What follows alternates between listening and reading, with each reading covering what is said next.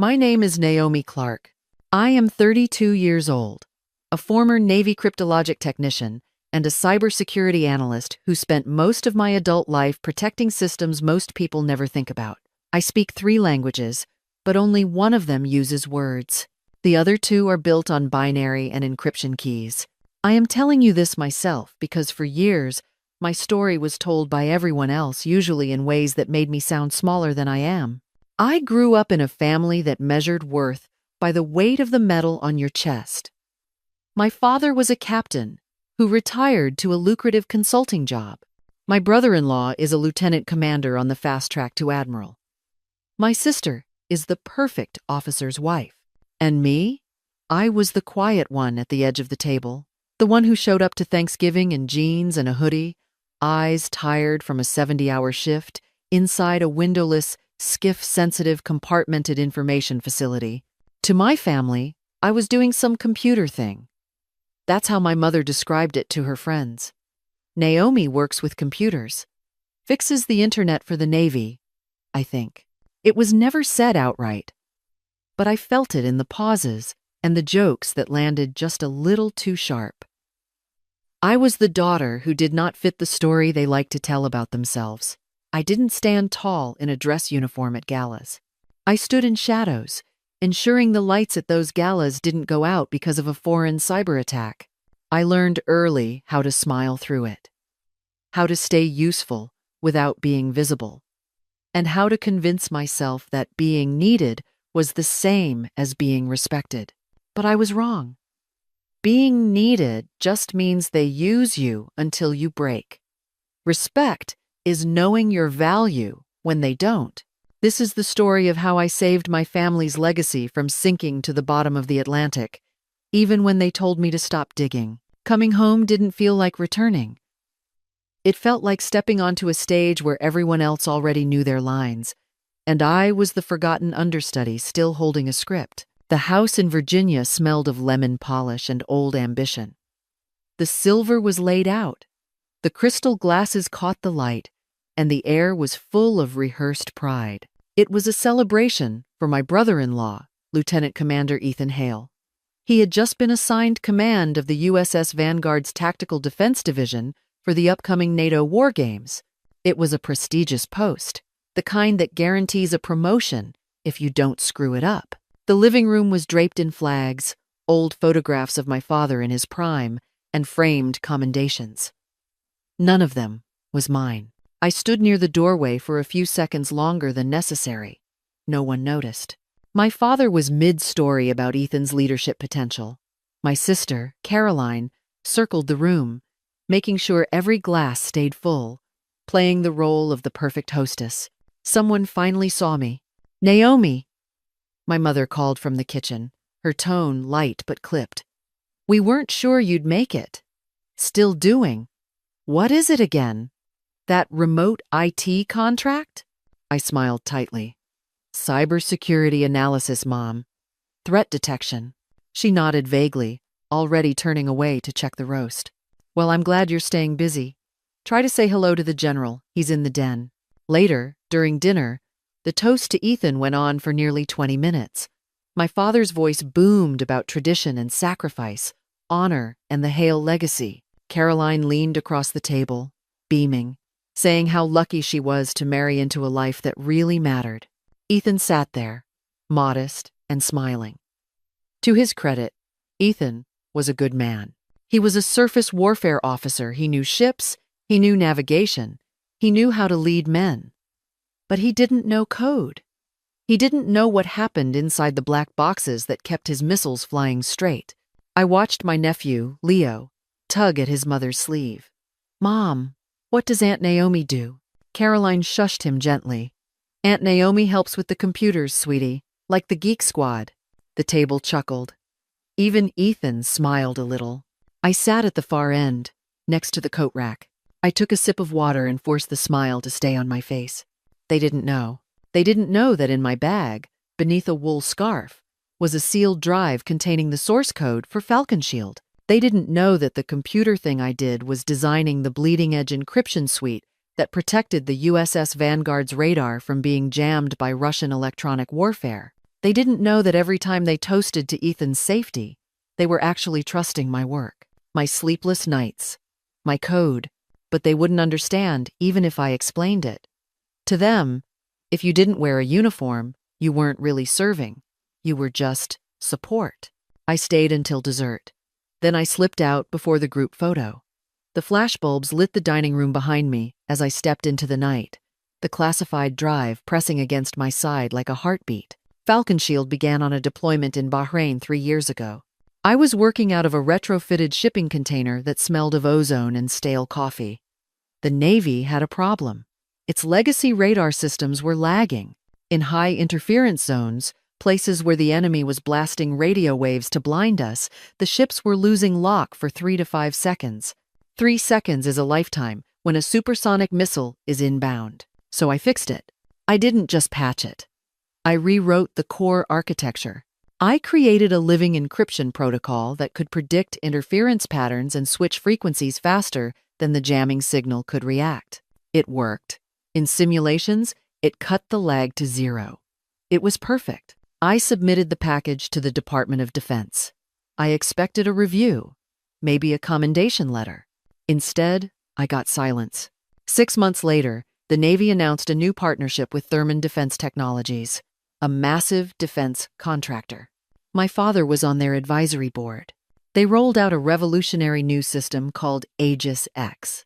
I downloaded the specs the day they went public. I recognized the kernel immediately. It was Falcon Shield, my code, my architecture, my handwriting, hidden in the digital margins. But the name on the patent wasn't Naomi Clark. It was the Thermon Defense. It felt like choking on salt water. The world I had trusted the chain of command had taken my work, stripped my name off it, and handed it to a private company to sell back to the government for millions. And my father was on the board that approved the sale. At first, I said nothing. I told myself it was just how the game was played. I told myself that as long as it protected the sailors, it didn't matter who got the credit. But then I started looking closer. It started with a flagged report from a junior analyst in Norfolk. A destroyer running the new Aegis X system had reported a ghosting issue during a storm. The radar had picked up targets that weren't there and missed the ones that were. It shouldn't have happened. My code was designed to filter that out. I pulled the logs. I shouldn't have. I was a civilian contractor now, and my clearance didn't technically cover deep dive audits of active warships. But I still had my back doors. What I found made my blood run cold. Thermon Defense hadn't just stolen my code. They had broken it. To make the system cheaper to run on older hardware, they had stripped out the safety handshake protocol. This was the fail-safe I had built in a loop that double-checked the data integrity before displaying it to the captain. Without that handshake, the system was faster, yes, but it was also unstable. If the ship entered a zone with high electromagnetic interference like a solar flare, or a heavy storm, or an enemy jamming signal, the system wouldn't just lag. It would hallucinate. It would show the captain a clear sea when there was an iceberg ahead, or it would show clear skies when a missile was inbound. And the first ship scheduled to deploy with this broken system into a live-fire NATO exercise? The USS Vanguard, Ethan's ship. I didn't sleep for 2 days. I ran simulations. Every time, the result was the same. If the Vanguard hit heavy interference, the radar would blind the crew. They would be flying blind in a chaotic ocean filled with other warships firing live rounds. I had to tell someone. I printed the logs. I highlighted the missing code. I drove to my parents' house on a Tuesday morning. My father was in his study, surrounded by his awards. He looked up, surprised to see me. "Naomi, is everything all right? We need to talk about Thermon Defense," I said, dropping the file on his desk. "And Aegis X." He frowned, taking off his reading glasses. "What about it?" "It's a great success. Stock is up 12 points. It's broken, Dad," I said.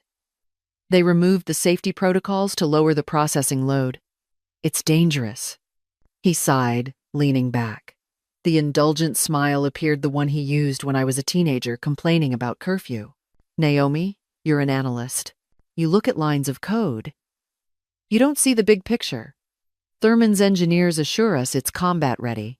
I wrote the original code, Dad, I snapped. I know what they took out. If Ethan takes that ship into the North Atlantic War Games next week, he's going to be vulnerable. If the weather turns, or if the opposing force uses jammers, he won't see what's coming. My father's face hardened. You wrote a prototype, Naomi. Thurman professionalized it. And frankly, this obsession you have with claiming credit is becoming unbecoming. This isn't about credit, I yelled.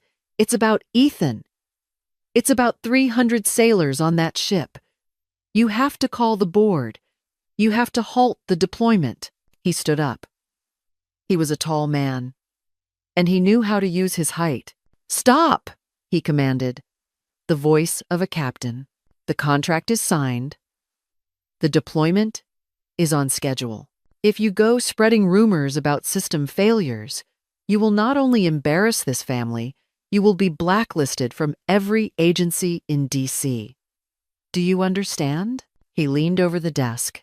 Ethan is fine. The system is fine. You are the only thing that is broken here, Naomi.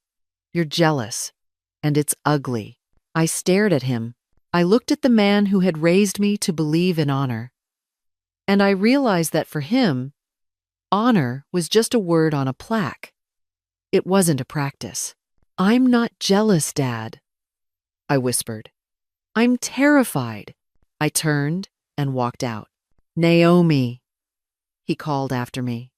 If you file an official report, you're done. Do you hear me? I slammed the front door.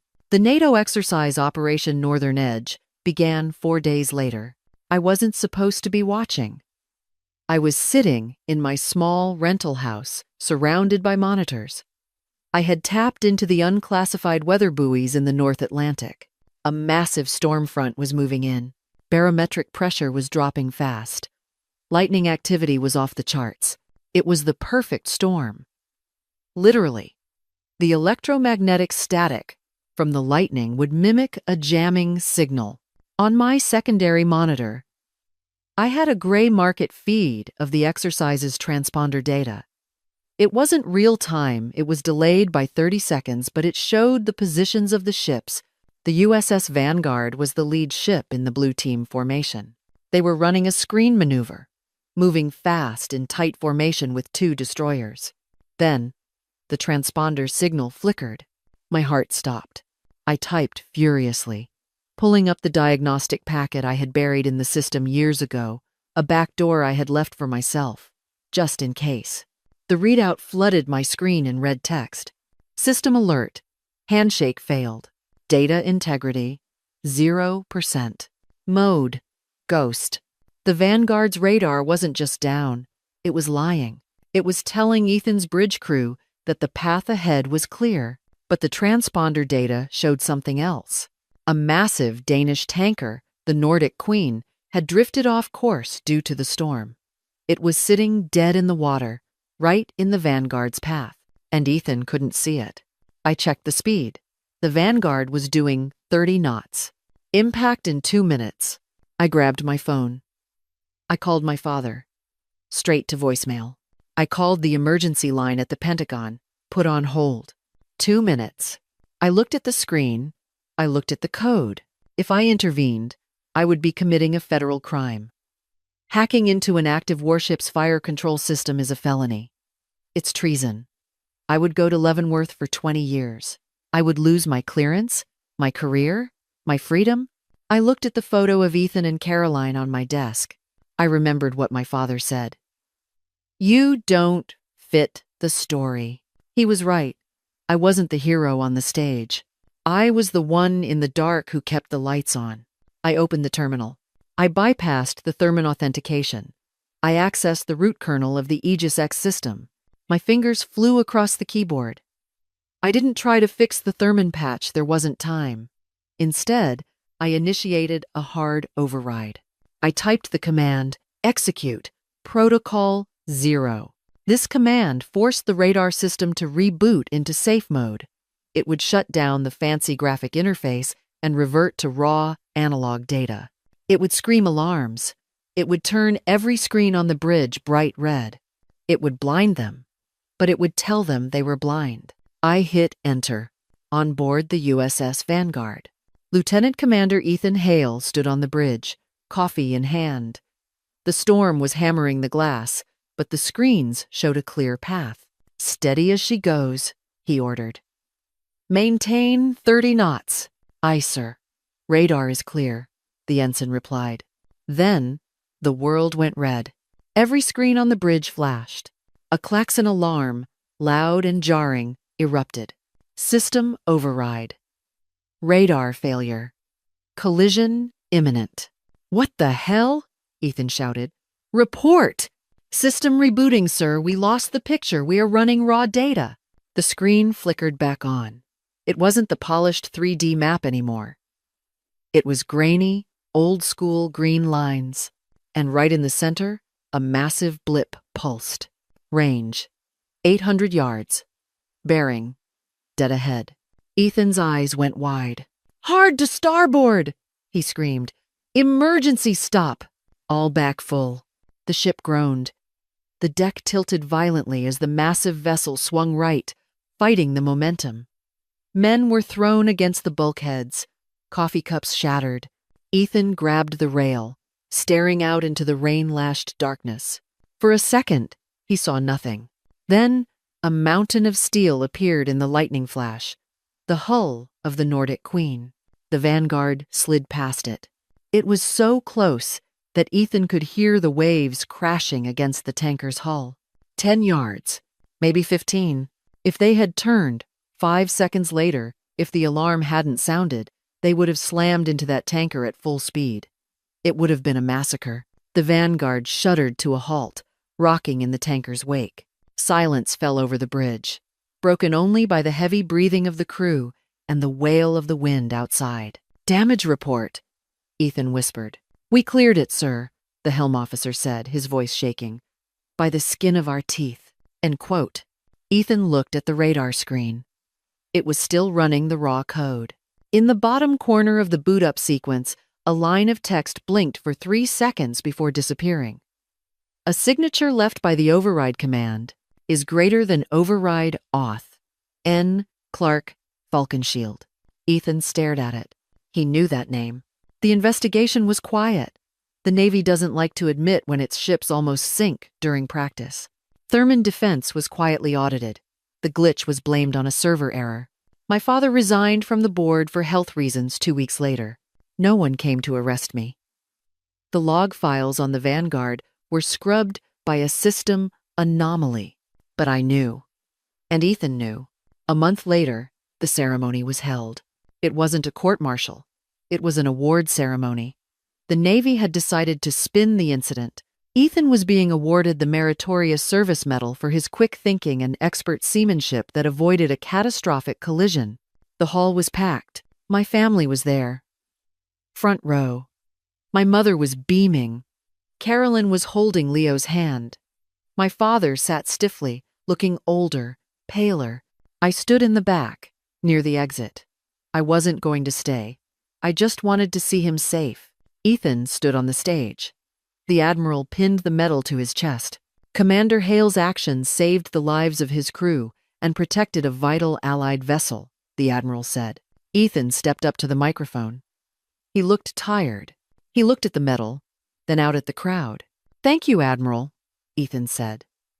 "But a captain is only as good as his crew, and his ship is only as good as the systems that protect it." He paused. The room was silent. "There is a saying in the Navy," Ethan continued. "Trust your instruments." But that night, the instruments failed. What saved us wasn't the hardware. It was a fail-safe, a guardian angel in the code. He looked up. He scanned the room. He looked past his wife, past my father, past the admirals. His eyes locked on me, standing in the shadows of the back row. "We often overlook the people who work in the dark," Ethan said, his voice thick with emotion. "We call them support.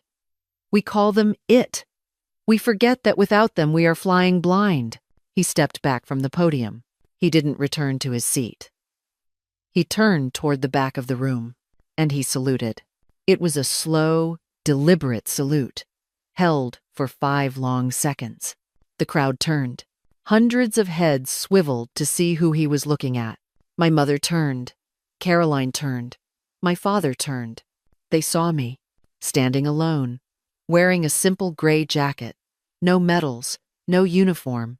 My father's face crumbled. He looked at Ethan, then at me. He realized that Ethan knew. He realized that I knew. And he realized that while he had sold out for a stock price, his daughter had risked her freedom to save his son-in-law. I didn't salute back. I wasn't in the Navy anymore. I just nodded. Once, then I turned and walked out the double doors. I didn't go back to my parents' house. I packed my car and drove south.